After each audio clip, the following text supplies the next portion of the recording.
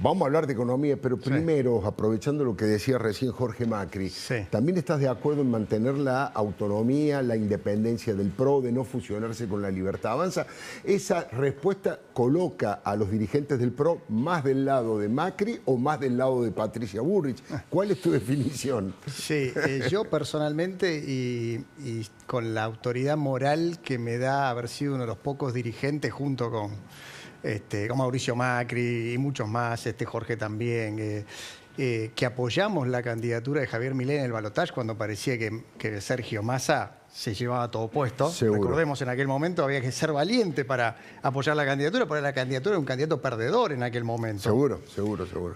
Con esa autoridad moral, quiero decir que yo esto lo hablé con Mauricio Macri en su momento, siempre pensé que el PRO debía mantener su identidad propia, porque era un partido que ya maduro, con experiencia de gestión, que había puesto un presidente, que había gobernado no sé cuántos años en la ciudad de Buenos Aires de una manera exitosa. Y que había completado la gestión. Que había completado la gestión, de Marcelo Torcuato Alvear, pero más allá de esos méritos o deméritos de los errores que hemos cometido, con una dirigencia fuerte, consolidada, y que además, creo yo, le hace un favor al país dándole a la gente una opción alternativa a cualquier otro proyecto que no sea el kirchnerismo, porque si la gente pasa en algún momento, se cansa de este gobierno, ojalá le vaya bien, pero por alguna razón que no nos pase lo de la otra vez, que el péndulo volvió a Cristina. Ahora, bueno, si nosotros no ponemos nada en la góndola... Sí. No, el documento, digo, es muy elocuente en ese sentido. El documento que firma Macri, digo, es muy elocuente en ese sentido. De decir, bueno, ojo que a la vuelta de la esquina ya sabemos quién está, ¿no? Que es el kirchnerismo. Claro. Yo creo que flaco favor le haríamos al país si el PRO se retira como fuerza política. Si Mauricio Macri no ejerce el liderazgo, por lo menos moral, que ha tenido de un presidente que peleó desde siempre al kirchnerismo, cuando muchos se escondían abajo de la alfombra, cuando vos eras perseguido y atacado en la calle, eran tiempos más complicados que ahora. Sin duda, sin duda. Y que ahora se oculte solo... No, nosotros tenemos que apoyar el cambio, nosotros apoyamos muchas de las medidas de Javier Milei y el PRO sigue siendo, creo yo, una fuerza política con vocación de poder y gestión. Luciano, vamos a poner una placa, yo le puse la turbulencia financiera que asusta. Es una placa con 3, 4 numeritos que son un poco lo que definen lo que está pasando. Podemos poner esa placa, ahí está. El dólar 1.430 hoy, el riesgo país 1.570, la recaudación cayó el 14%, una brecha creo que cercana al 55%. ¿Qué es lo más importante que debemos sacar como conclusión de esta, insisto, de esta turbulencia financiera que asusta? Llegó para quedarse, es un momento fugaz que va a cambiar dentro de un tiempo, como dice Toto Caputo. ¿Cómo lo ves vos técnicamente? Yo creo que el plan del gobierno es como que entró en el ojo de la tormenta, después de una fase exitosa que permitió limpiar el balance del Banco Central, empezar a corregir las cuentas públicas, obviamente empezar a bajar la inflación, digamos, a través de una regla cambiaria relativamente dura respecto a lo que era el ritmo de inflación que traía la economía. Creo que esa primera etapa fue muy buena y que ahora el gobierno tiene que pasar a una segunda etapa a mostrar cuál va a ser, digamos, su plan de largo plazo, si ustedes quieren, su sistema cambiario. Una hoja de ruta con más detalles. Una hoja de ruta. Eso es lo que está pidiendo el mercado, eso es lo que los inversores están de alguna forma reclamando y tienen ese miedo de que si estas decisiones se postergan mucho, eso puede afectar electoralmente al gobierno del próximo año y hacer caer, digamos, muchos de los cambios que se están iniciando. Ahora, la espina del gobierno es una lectura también respecto de que no es que están buscando que sea más claro en el plan, sino que hay una especie de club de especuladores, que era un argumento que le escuchábamos mucho al kirchnerismo también, que es el club de los devaluadores, ¿no? Y que el mercado le está poniendo presión a los tipos de cambio paralelos y que, bueno, en la conferencia del viernes el ministro Caputo fue muy vehemente en decir que la devaluación del 2%, es decir, el crawling peg continúa, que el dólar blend también continúa. Seguro. Y que, bueno, no había ninguna vocación de cambiar el rango cambiario, ¿no? Claro, esto es lo que de alguna forma el mercado tomó con el...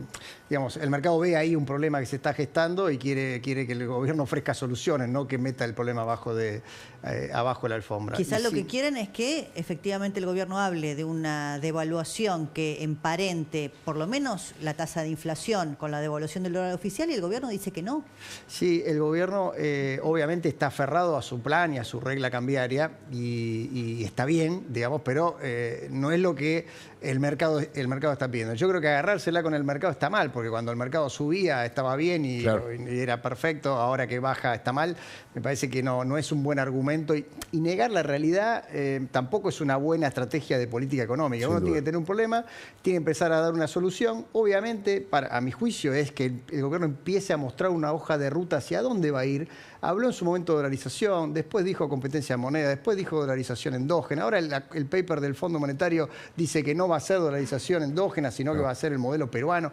Hay una confusión total. Hay mucha ida y vuelta. Mucha ida y vuelta que hace que esa incertidumbre no es buena para la economía. El gobierno tiene que planificar una hoja de salida, tiene que mostrar las cartas. Se puede jugar al póker con el mercado cuando vos tenés buenas cartas. Cuando te empezás a quedar sin cartas es más complicado. Y creo que el gobierno hasta acá lo llevó bien. Ahora tiene que mostrar esa ruta, esa hoja de ruta para poder descomprimir esta tensión que está viendo. Sí, y además, digamos, coincido en que todas las teorías conspirativas a alguien que está en el gobierno no le sirve. Hoy hacían correr que era Sergio Massa, que estaba detrás de algunos grupos financieros, banqueros. Sergio Massa no pudo resolver su propio problema cuando era ministro de Economía, ahora va... Y si llega a ser cierto, está demostrando cierta fragilidad del propio plan económico, pero hoy salió un economista muy respetado, por lo menos yo lo respeto mucho y creo que en la City también y entre los pares, que es Orlando Ferreres, diciendo que el gobierno anunció una especie de plan Bonex. Veámoslo, ahí está el título del diario La Nación, que no me deja mentir. No dijo exactamente el plan Bonex, sino una especie de plan Bonex. Sí. ¿Qué hay de cierto? ¿Cuál es la figura que utilizó, la metáfora que utilizó Orlando? No, yo creo que no fue feliz la comparación. El plan Bonex, para que la gente lo recuerde, fue un gobierno que en algún momento tenía un problema parecido a una gran deuda del Banco Central y le dio bonos del gobierno a los depositantes de manera compulsiva. Acá estamos hablando de una pequeña proporción, digamos, de la deuda de los bancos del Banco Central con los bancos en un canje voluntario. 80% son de esa deuda son con bancos públicos, o sea que es parte un poquito, es el Banco Nación en gran medida. Claro. Con lo cual creo que hay que sacarle dramatismo. La reacción del mercado no tiene que ver con esto, no tiene que ver con que afecta a los bancos, tiene que ver con que esperaba de ese anuncio una hoja de ruta de salida y ve un gobierno que sigue un poquito encaprichado o atemorizado o aferrado al cepo cambiario, y eso genera más brecha, más incertidumbre, más aumento del riesgo, y esto genera una suerte de círculo vicioso, porque después cuanto más riesgo tenés, más complicado después salir, y cuanto más se te atrasa el tipo de cambio, también después más fuerte la devaluación. Entonces, el mercado quiere que empiece a haber una salida, y creo que si el gobierno pone una sendero de salida razonable, lo va a acompañar. ¿Y qué impacto tiene en la inflación? Porque, a ver, hasta acá el gobierno logró cumplimentar una de las demandas que la sociedad le puso con el voto, que es bajar la inflación. 4,2 fue la última medición. Ya hay algunas consultoras que están viendo una inflación más alta, a pesar de que el gobierno anunció la semana pasada la postergación de la suba de algunos regulados como el gas y la luz. Pero ¿cuánto le calienta, digamos, al índice inflacionario la suba de los dólares, del blue y los paralelos? Algún impacto puede tener indirecto sobre el precio de los alimentos, porque recordemos que el dólar exportador, que es lo que es básicamente Argentina exporta alimentos, tiene un 20% de componente del dólar paralelo, del contado con liquidación, con lo cual podría, si esta brecha se mantiene, pegar un poco en los precios de los alimentos, lamentablemente. Y sí, yo creo que el gobierno, de alguna forma, equivoca la estrategia. Esto es algo que tiene que ver con la ansiedad de cuando uno está en el gobierno. Lo vivió el gobierno de Mauricio Macri con los famosos brotes verdes del segundo semestre. Uno está como corriendo todos los días tratando de empezar a dar buenas noticias para que la sociedad no caiga en su ánimo. Claro. Y me parece que la principal herramienta que buscó fue bajar muy rápido la inflación, y a lo mejor forzó demasiado la máquina. Eso generó una gran recesión y esta regla cambiaria muy dura que le empezó a atrasar el tipo de cambio. Este fue el daño colateral de una estrategia que fue buena para sacarnos de una inflación que venía acelerando con el descontrol de Sergio Massa y empezó a bajar, pero que quizás se hizo a un ritmo muy acelerado respecto de lo que podía dar la máquina.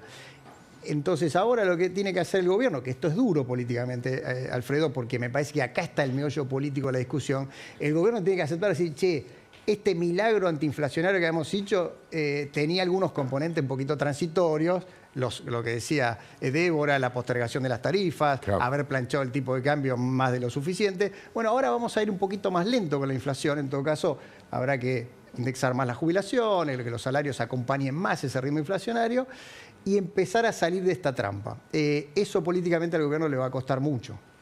Dijo algo parecido, dijo en una de sus últimas entrevistas de Javier Milei, diciendo, bueno, ya abriendo un poco el paraguas por el número que se viene, diciendo, generalmente la inflación se baja, tarda 18 meses, puede ser que no sea lineal hacia la baja, sino cierto serrucho, esperando que eso ocurra. Ahora, hay en el gobierno, digamos, la apertura mental, la falta de dogma, la capacidad, yo diría la flexibilidad para comprender esto, o están empecinados en una cosa de cierto, no digo capricho, porque es una palabra demasiado agresiva, pero sí demasiado enamorados de este modelo que hasta ahora en el tema inflacionario le venía dando resultados. Yo creo que hay un poco de eso, para que voy a ser sincero, o sea, creo que el gobierno un poquito se ha enamorado de algunos éxitos, claro, logrados digamos, con algunos, como dije antes, daños colaterales, que es una enorme recesión, un atraso cambiario que empieza a aparecer, yo no digo que sea mucho, pero que preocupa. claro. Y sí, hay como un apresuramiento, que eso, una ansiedad, que eso es entendible cuando uno está en ese momento y quiere dar respuestas, que lo puede llevar al gobierno a un poco aferrarse a algunas herramientas. Y después hay algunos dogmas que un poco el presidente ha ido desarmando en la medida de lo posible, pero que también van embarullando un poco la política económica, ¿no? O sea, primero fue la dolarización, después se salió de eso, después congelar la cantidad de dinero para ir a una dolarización endógena. Bueno, todo eso de alguna forma le pone un poco de ruido hacia dónde va el gobierno, qué va a hacer con el peso, si el peso lo va a eliminar, si lo va a dejar, si vamos a tener una moneda nacional fuerte o vamos a tirarla por la ventana.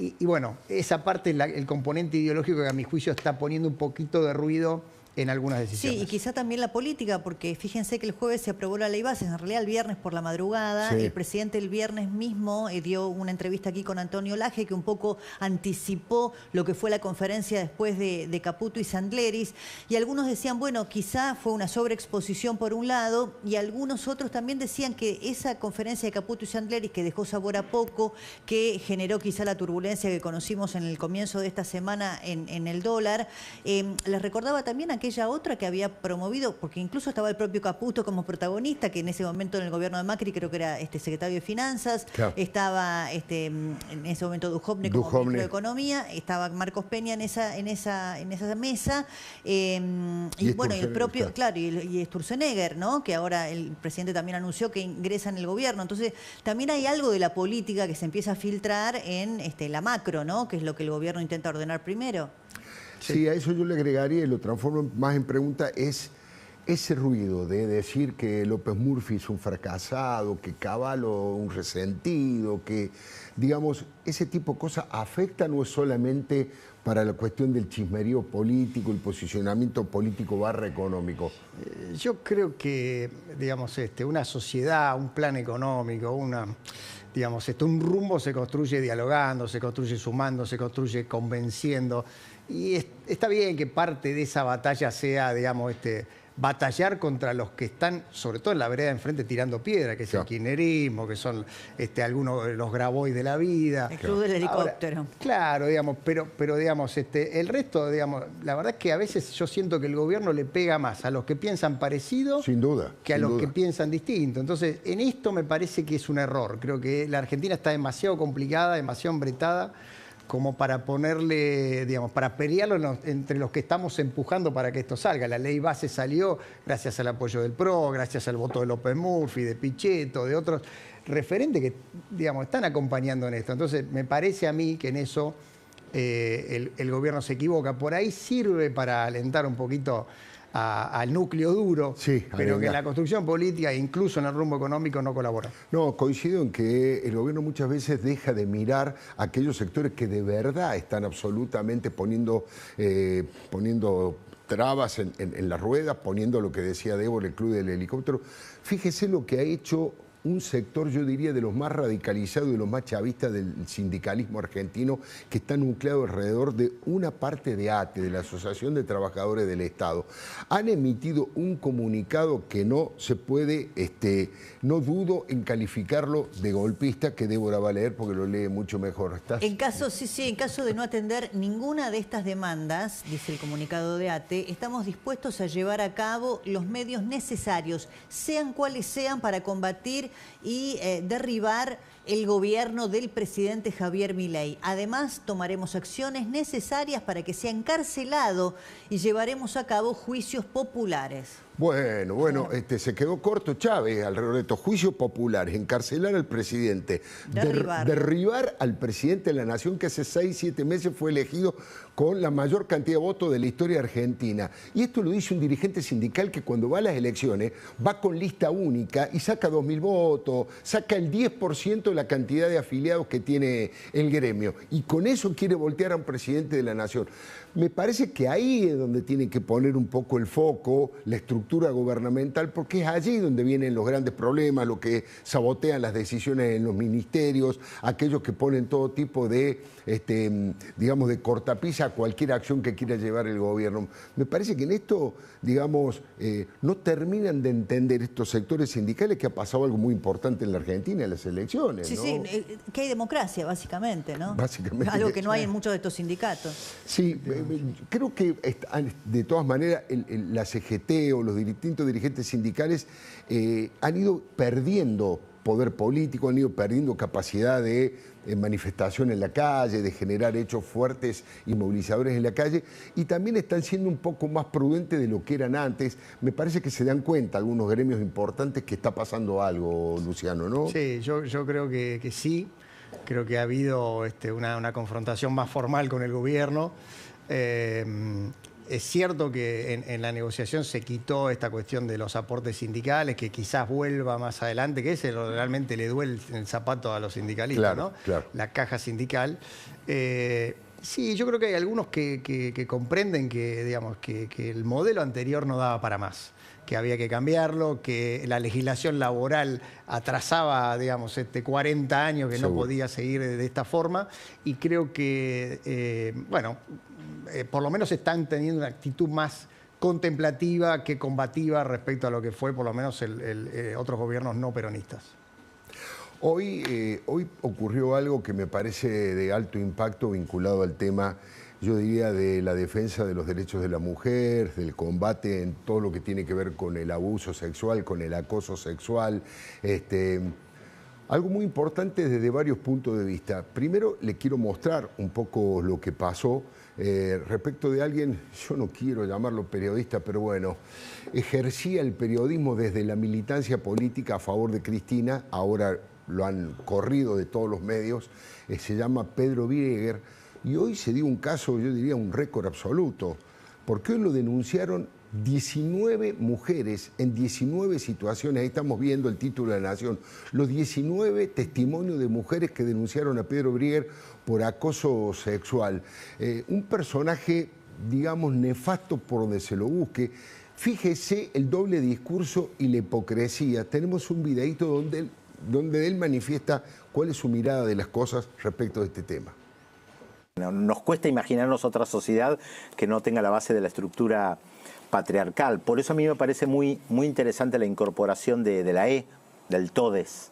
Más allá de la Real Academia Española, más allá de si está bien usarlo o no está bien usarlo, me parece que mete una cuña, respecto de cómo hablamos, el género que usamos al hablar siempre, cómo nos referenciamos en plural masculino o en singular masculino desde siempre, y los esfuerzos que tenemos que hacer al hablar, que yo trato de hacer, por ejemplo, de hablar de las personas y no de los hombres.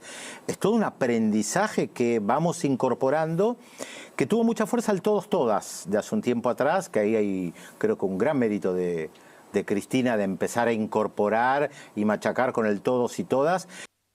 Bueno, el mérito de Cristina de machacar con el todo y todas, a él se ve que no le afectó, lo agarró por el lado del lenguaje y nada más, y el nivel de hipocresía, y aquí está el récord, no solamente hay 19 denuncias, estudiantes que lo tenían a él como profesor, compañeras de trabajo, entrevistadas, de todas las situaciones en las que vecinas que tenían de su casa, de todos esos sectores hay denuncias respecto de este verdadero perverso.